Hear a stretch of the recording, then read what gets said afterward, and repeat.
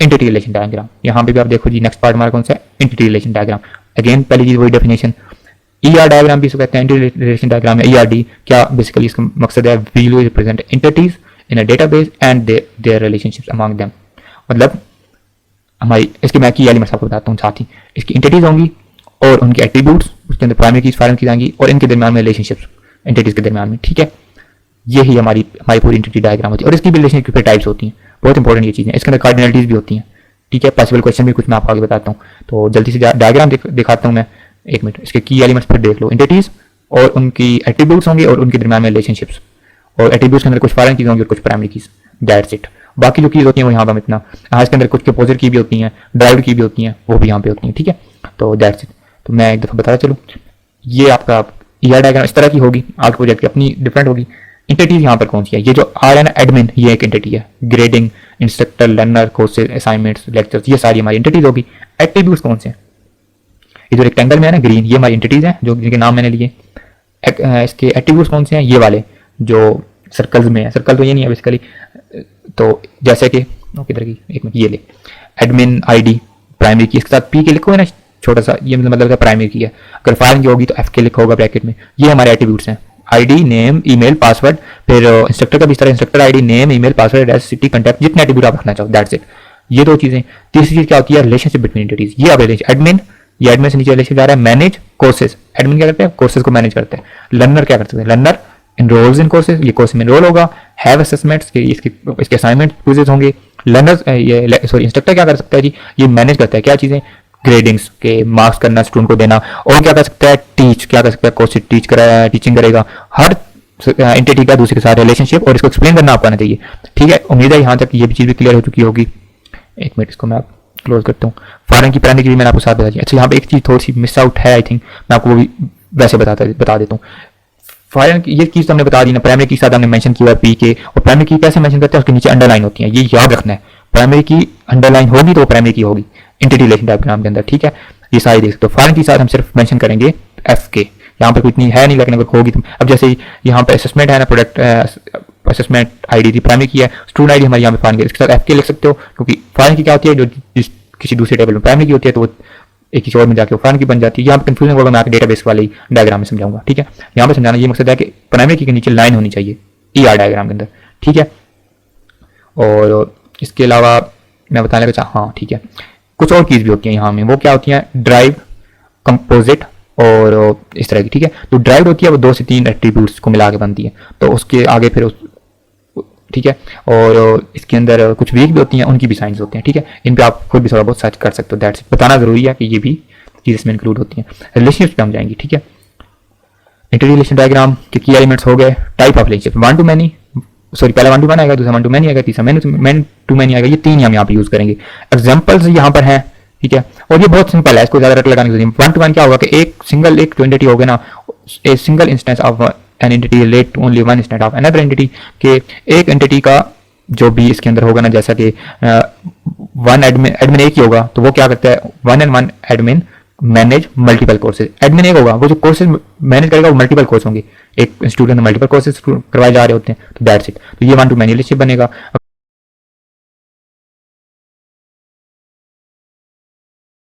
अगर दोनों साइडों पे 1 to 1 है तो वो आप इस तरह मेंशन कर सकते हो, ठीक है। तो ये 3 रिलेशनशिप्स होते हैं, मैं डायग्राम के अंदर समझाता हूँ, जल्दी समझ आएगा। ये एडमिन का 1 to many है, कोर्सेज के साथ ये 1। अच्छा, इसमें 2 चीज होती हैं, एक होता है ऑप्शनल और मैंडेटरी शो करता है, जो ये लाइन होती है। दूसरी लाइन शो करती है 1 है या मैनी है। यहाँ पर भी ऑप्शनल, यहाँ मैंडेटरी 1 and 1 है, और दूसरी साइड पे ऑप्शन है, ये है ऑप्शनल। नहीं ऑप्शनल होगा तो यहाँ पे ये ऑप्शनल, ये वाला मैं ये फाइंड कर रहा था। ये जहाँ पे ये जीरो नहीं होती, सर्कल होता है, जहाँ पर ये है तो इसका मतलब ऑप्शनल है, या 1 to ऑप्शनल है, 1 to many ऑप्शनल है, ठीक है। तो अगर ऑप्शनल रखना है मैनी, तो उसके साथ हमने ये इस तरह का सर्कल होगा। और ये आपने नहीं रखना, ये जो आप एमएस वीडियो का डायग्राम बना रहे होते हो, इसके ऊपर लाइन के ऊपर क्लिक करते हो इस तरह, यहाँ पे तो नहीं होगा, उस वहाँ पे यहाँ पे ऑप्शन आता है कि आपने क्या रखना है, 1 to many रखना है, 1 to many ऑप्शनल रखना है, वट एवर। तो इस तरह आप अपने वो सारे रिलेशनशिप बनाते हो, ठीक है। तो ये एंटिटी डायग्राम है, आपको उसकी डेफिनेशन पता हो थोड़ी बहुत, जितनी आप आसानी से, जितनी है एक लाइन की डेफिनेशन है, की पॉइंट्स आपको तैयार होंगे। टाइप ऑफ रिलेशनशिप्स आपको पता होनी चाहिए। कार्डिनलिटीज के अंदर क्या होती हैं, कार्डिनलिटीज बेसिकली आपको यही पता है कि जैसे हम जिसमें रिलेशनशिप जिस तरह के नहीं होते 1 to many one to one, many to many, इसी तरह की हमारी कार्डिनलिटीज होती है। कंटेंट्स क्या करती है? Cardinalities define the numerical constraint between entities showing how many instead of one entity are relate to another. ये डेफिनेशन आपको आनी चाहिए कार्डिनलिटीज की इंटररिलेशन डायग्राम के अंदर। ये आगे डेटाबेस में भी आई थिंक यूज होने वाली है। तो वन टू वन का मतलब है one a person exactly one passport, ये एग्जांपल है उसकी। तो वन टू मैनी होता है कि एक चीज मल्टीपल इंस्टेंस को होल्ड करती है। मैनी टू मैनी का मतलब होता है कि मल्टीपल इंस्टेंस मल्टीपल चीजों को होल्ड करते हैं। That's it. क्वेश्चन क्या आ सकते हैं जी? कंटेक्स्ट एंटिटी डायग्राम को entity, what is an entity in context of, entity क्या होती है ईआर डायग्राम के अंदर? एंटिटी आर ऑब्जेक्ट और concept that store data in the system. बस इतना हाँ पता, ये चीज भी इंपॉर्टेंट है। एंटिटी क्या होती है? ये डेटा स्टोर करने के लिए हम यूज करते हैं। That's it. एक्सप्लेन का रिलेशनशिप आप कह सकते हो कि 3 टाइप्स के होते हैं, one to one, one to many, many to many. That's it.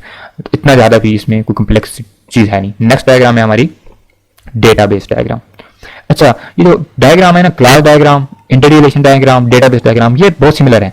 मतलब यहाँ पे जो क्लासेस होंगी एंटिटी रिलेशन डायग्राम में आगे वो रिलेशंस बन जाएंगी, और डेटाबेस डायग्राम में आपके वो टेबल्स बन जाएंगे। इतना सिंपल है। और यहाँ पे जो क्लासेस के एट्रीब्यूट्स और मेथड्स होंगे, यहाँ पे आगे यहाँ पे भी क्लासेस के, वहाँ पे ये क्लासेस है, नीचे उसके एट्रीब्यूट्स हैं। यहाँ पे भी वो क्लासेस एंटिटीज बन जाती हैं और आगे उसके एट्रीब्यूट्स बन जाते हैं। थोड़ी सी डेफिनेशन का फर्क होता है। क्लास डायग्राम में जाके वही क्लासेज जो होती हैं या फिर एंटिटीज होती हैं, यहाँ पर आके वो टेबल्स के नेम बन जाती हैं, टेबल्स बन जाती हैं, और टेबल के आगे जो वहाँ पे एट्रीब्यूट्स थे, यहाँ पे वो फील्ड्स बन जाती हैं डेटाबेस के अंदर टेबल्स की। That's it. लेकिन मैक्सिमम चीजें सेम ही रहती हैं। यहाँ पर 6 हैं, यहाँ पर भी 6 रहेंगी। ये असल में ये प्रोजेक्ट डिफरेंट है, तो इसके लिए ये ज्यादा कम है। सेम प्रोजेक्ट होता है तो जितनी क्लासेस के अंदर ये चीज होती है मैक्सिमम सेम ही रहती है। ये आपको एक आइडिया देना जरूरी था, ठीक है। तो अब हम वैसे बात किसकी करने लगे थे? क्लास डायग्राम की। क्लास डायग्राम की डेफिनेशन क्या है जी? Database diagram. डेटाबेस डायग्राम की डेफिनेशन क्या है? A database diagram state the structure of a database including tables, columns and their relationship. ठीक है, ये क्या करता है? डेटा इलिस्ट्रेट करता है, शो करता है स्ट्रक्चर, डेटाबेस का पूरा स्ट्रक्चर हम डेटाबेस डायग्राम के अंदर शो कराते हैं, including relationships, columns and their relationship. Including tables, columns and their relationship. कि हम इसके अंदर टेबल भी शो करेंगे, उसके कॉलम्स जो मैं बता चुका हूँ, फील्ड्स भी कहते हैं, फील्ड्स हैं ये नीचे वाली, और इनके दरमियान में रिलेशनशिप्स भी शो करेंगे। That's it. की पॉइंट्स देखते हैं क्या है। की पॉइंट्स हमारे हैं, पहला की पॉइंट्स, एक मिनट सॉरी, की एलिमेंट्स।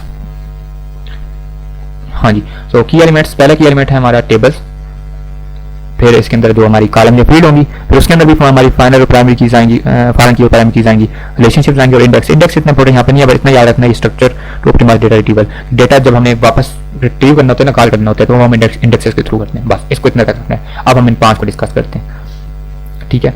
तो ये डायग्राम के अंदर जाके हम डिस्कस करते हैं। पहला क्या था जी? पहला हमारी टेबल्स थे। टेबल्स यहाँ पे देख सकते हो, यूजर है, प्रोफाइल है, प्रोडक्ट्स है, मैसेज है, रिव्यूज हैं, ऑर्डर्स हैं। आपके प्रोजेक्ट के डिफरेंट होंगे अपने प्रोजेक्ट के अकॉर्डिंग। अच्छा जी, उसके ये आगे फिर फील्ड या कॉलम थे, तो ये नीचे फील्ड और कॉलम है, user ID, user name, password, email, सारा कुछ, और उसके सामने उसकी टाइप, इंटीजर है, वाचर है, टेक्स्ट है, न्यूमेरिकल है, टाइम है, डेट है, वट। ये हमारे एट्रीब्यूट्स हो गए। तीसरी चीज क्या थी?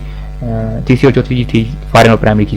जो हमारी प्राइमरी की होगी उसके साथ इस तरह की ना ये की बनी होगी, ये हमारी शो कर रही है कि ये हमारी प्राइमरी की है। फॉरेन की क्या होती है? फॉरेन की होती है किसी दूसरे ये आप जैसे कि ये यूजर है ना, रुकें एक मिनट, ये प्रोफाइल्स है, प्रोफाइल्स के अंदर ये यूजर आईडी है ना, ये बेसिकली हमारी फॉरेन की है। कौन सी फॉरेन क्यों है जी? क्योंकि ये यूजर आईडी एक और टेबल में यहाँ से आते हुए यहाँ पे ये एक और टेबल में ये प्राइमरी की है। तो अगर इसी तरह हम अगर यहाँ पे प्रोडक्ट की एग्जांपल है, तो प्रोडक्ट का टेबल है, ये उसकी पहली प्राइमरी की है जिसके साथ की बनी हुई है। किसी और डायग्राम बनाने के डिफरेंट मेथड्स होते हैं, बस ये चीज़ आपको पता होनी चाहिए, ठीक है। तो किसी में आप साथ पी के लिख सकते हो प्राइमरी की शो करने के लिए, किसी में आप की डाल सकते हो इस तरह बना के, ठीक है। जैसे भी आप बनाते हो, जो भी टूल यूज करते हो, ऑनलाइन, कोई ऑफलाइन, MSView, वट। मैंने आपको बता चुका हूँ, डायग्राम इतनी इंपॉर्टेंट नहीं होती कि कैसे बनाइए, इंपॉर्टेंट ये है कि आप उसको एक्सप्लेन कैसे करते हो अपने वर्डिंग में। वो अगर कहते हैं कि डेटाबेस डायग्राम एक्सप्लेन करो, तो आप बैठना जाओ, बनाओ सर मैंने इसमें ये 6 टेबल बनाए हैं, यूजर ये टेबल का नेम बताओ, फिर सर मैंने पहले टेबल को ये वाली फील्ड दी है, ये टाइप्स दी हैं, यहाँ पे मैंने ये प्राइमरी की रखी है, यहाँ पे ये प्राइमरी की। प्रोडक्ट की टेबल में सर मैंने प्रोडक्ट आईडी मेरी प्राइमरी की है, और इसकी जो फॉरेन किया वो सेलर आईडी है। ये कहाँ से आएगी? ये यूजर की आईडी में से हम उठाएंगे, वही हमारी यहाँ पे सेलर आईडी बन रही है, ठीक है। ऑर्डर्स में भी हम प्रोडक्ट आईडी भी हमारी फॉरेन की है, और बायर आईडी भी फॉरेन की है। ये कैसे भाई? दो कैसे? क्योंकि प्रोडक्ट आईडी हमारी आ रही है प्रोडक्ट का टेबल से प्राइमरी की, और बायर आईडी बेसिकली हमारी यूजर आईडी ही हमारी यहाँ पे ऐसे बायर आईडी फॉरेन की है। तो समझ आ रही है?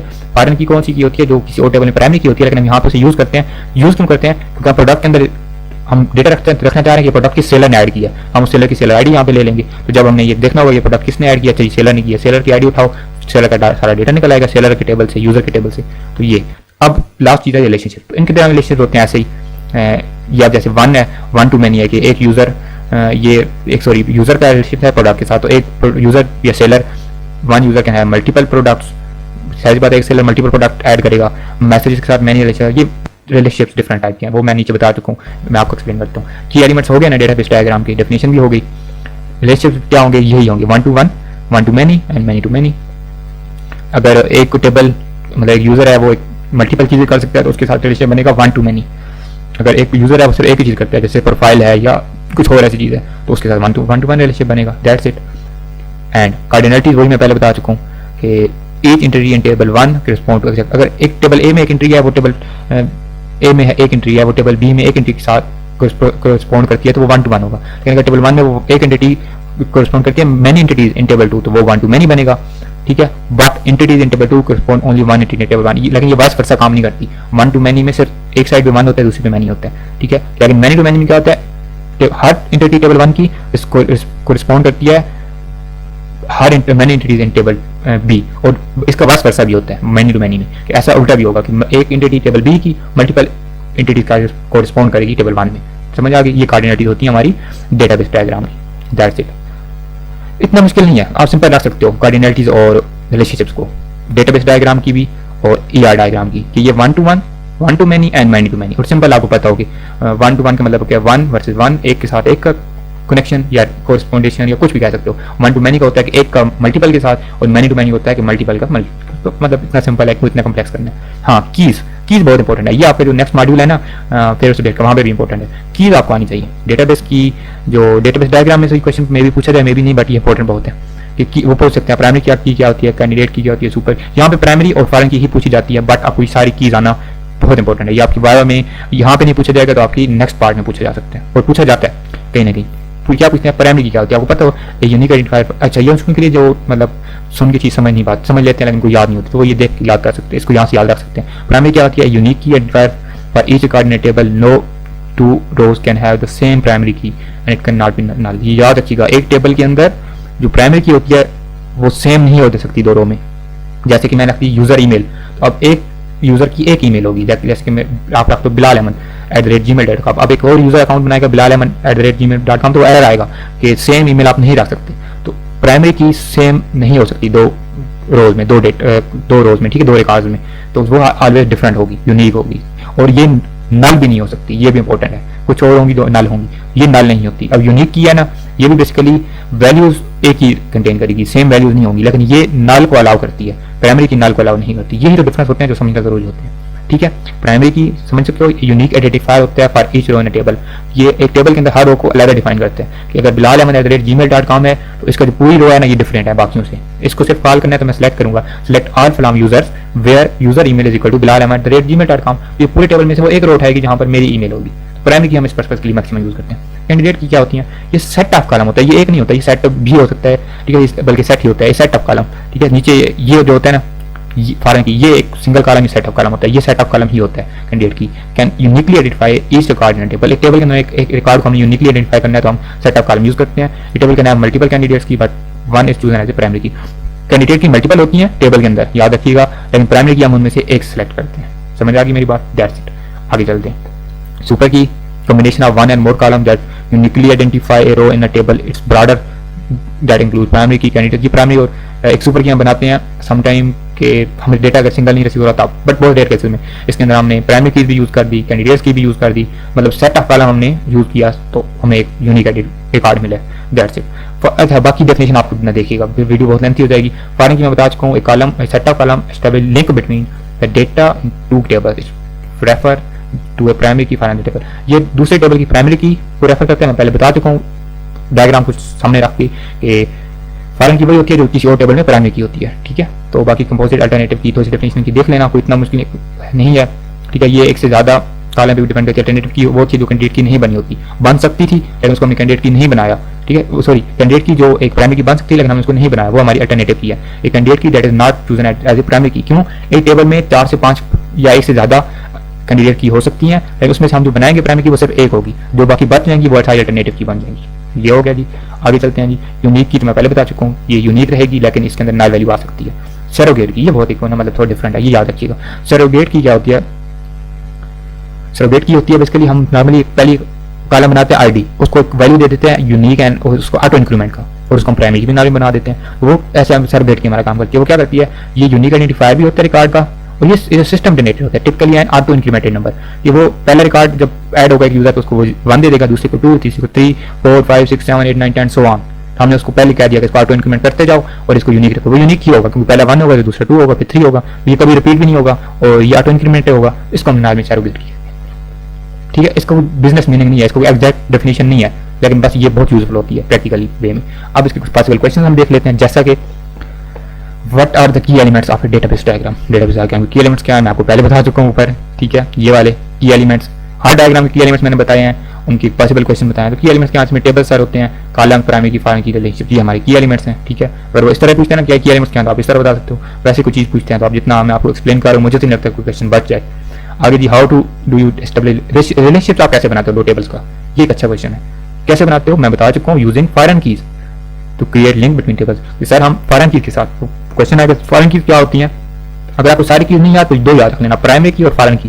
प्राइमरी की वो होती है जो एक टेबल के अंदर कोई भी रिकॉर्ड को यूनिकली आइडेंटिफाई करती है। अगर हमें एक लाइन का रिकॉर्ड चाहिए ना, हम प्राइमरी की देंगे उसे कि इस प्राइमरी की रिकॉर्ड निकाल के ले आओ, तो वो उस टेबल में से रिकॉर्ड हमें मिल जाएगा, एक रो मिल जाएगी, रिकॉर्ड बोलो या रो बोलो। लेकिन जो फॉरेन की होती है, ये एक टेबल के अंदर फॉरेन की वो होती है जो किसी और टेबल में प्राइमरी की होती है। जैसा कि प्रोडक्ट के अंदर है सेलर आईडी या यूजर आईडी, वो यूजर आईडी के टेबल में है प्राइमरी की। क्यों हमने यूज किया यहाँ पर फॉरेन की, कि यहाँ पे हम डेटा लेना चाह रहे थे यूजर का, यूजर से पूरा, तो इसलिए हमने ऐड किया प्रोडक्ट के अंदर। ये प्रोडक्ट किस यूजर ने ऐड किया। तो सिंपल वर्ड में याद रखना कि रिलेशनशिप हम कैसे बनाते हैं सर, फॉरेन कीज को यूज करके हम टेबल का रिलेशनशिप बनाते हैं आपस में, ठीक है। अच्छा जी, how does your database structure ensure data integrity. ये मुझे नहीं लगता ऐसा क्वेश्चन होगा, लेकिन एक दफा देख लेना।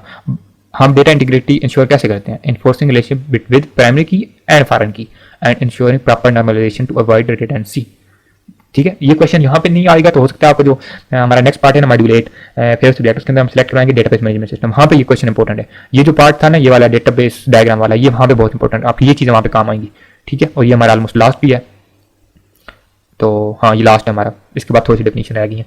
अच्छा जी, तो ये इसलिए इंपॉर्टेंट है कि वहाँ पे क्वेश्चन आ सकते हैं नॉर्मलाइजेशन क्या होती है, ये हम डेटा इंटीग्रिटी कैसे इंश्योर करते हैं, तो ये आंसर है इन्फोर्समेंट रिलेशनशिप विद। हम जो रिलेशनशिप बनाए हैं ना, वो हम प्राइमरी और फॉरेन कीज को यूज करके बनाएं और इंश्योर करें प्रॉपर नॉर्मलाइजेशन, तो हमारा डेटा जो होगा वो डेटा इंटीग्रिटी हमारी इंश्योर हो जाएगी, ठीक है। तो नॉर्मलाइजेशन क्या होती है ये हम नेक्स्ट मॉड्यूल में देखेंगे, वहाँ पे डेटाबेस वाले में, ठीक हो गया। ये हमारे नॉर्मल क्वेश्चन है। अब आगे चलते हैं।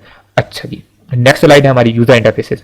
यहाँ पे आप 2, 3, 4, 5 स्लाइड यूज कर सकते हो। ये एक था एंड्रॉइड एप्लीकेशन थी जिसका ये यूजर इंटरफेस हमने यहाँ पे किया। आपकी वेब एप्लीकेशन होगी तो आप उसके स्क्रीनशॉट लेके यहाँ पे लगाओगे। तो मैंने बताया था कि स्लाइड इस पूरी प्रेजेंटेशन के अंदर डिफरेंट प्रोजेक्ट के ना चीज़ें यूज़ करें ताकि स्टूडेंट की प्राइवेट जो प्रोजेक्ट हम पास आउट हो चुके हैं उनका, तो यहाँ पे यूजर इंटरफेस आप अपने डालोगे। अगर मोबाइल एप्लीकेशन है तो इसी तरह के आएंगे स्क्रीनशॉट एंड्रॉइड स्टूडियो से आप लोगे। अगर वेब एप्लीकेशन है तो ब्राउजर से आप उसके स्क्रीनशॉट बनाओगे स्नैपिंग टूल से या किसी भी टूल से, और यहाँ पे आपने वो ऐड करना है। इसमें तो कोई मतलब समझाने वाली चीज़ नहीं है। लास्ट पे क्या आता है प्रेजेंटेशन के टूल्स। हाँ, ये आपको पता होने चाहिए, पूछे जा सकते हैं कि आपने प्रोजेक्ट के अंदर कौन से टूल यूज़ किया, उनको थोड़ा एक्सप्लेन करो तो आपको पता हो कि अगर वेब का प्रोजेक्ट आपने HTML CSS बूटस्ट्रैप बनाया तो इस तरह आपके यहाँ पे मेंशन होगी। इनमें से भी इतने क्वेश्चन नहीं आते, लेकिन आपको पता तो होना कि मैंने कौन सी लैंग्वेज यूज़ की है। जो हमारा पहला पार्ट होता है या कहीं पे भी पूरे वाला में पूछ सकते हैं कि आपने कौन सी लैंग्वेज यूज़ की है, कौन से टूल यूज़ किए हैं, तो आप बता सकते हो। अच्छा, इस टूल के अंदर आपने और भी ऐड कर सकते हो, जो ब्राउजर यूज़ किए हैं वो ऐड कर सकते हो, जो टेक्स्ट एडिटर यूज़ की हैं ब्रैकेट्स, VS कोड या फिर ड्रीमवेवर वटएवर, जो भी नोटपैड++, तो वो आप यहाँ पे लिख सकते हो जो भी इनमें से किया है। तो XAMPP यूज़ किया तो आप यहाँ पे XAMPP सर्वर लिख सकते हो। तो टूल्स और लैंग्वेजेस यहाँ पे आती हैं, ठीक है। हाँ, लास्ट पे ये है जी आपका वो लिंक जो मैंने आपको पहले वीडियो स्टार्ट में बताया था कि वीडियो का ऑफिशियल जो हेल्पिंग मटेरियल है ये वाला, उसका लिंक भी हमने इस फाइल में डाल दिया है, ठीक है। लेकिन ये बहुत ज़्यादा लेंथी है, समझना बहुत मुश्किल है, ठीक है। तो वही चीज़ हमने सारी यहाँ पे शार्ट करके बता दी है। उम्मीद करता हूँ आपको चीज़ें यहाँ तक क्लियर होंगी। सो मिलते हैं नेक्स्ट मॉड्यूल में। Thanks for watching, see you in the next one.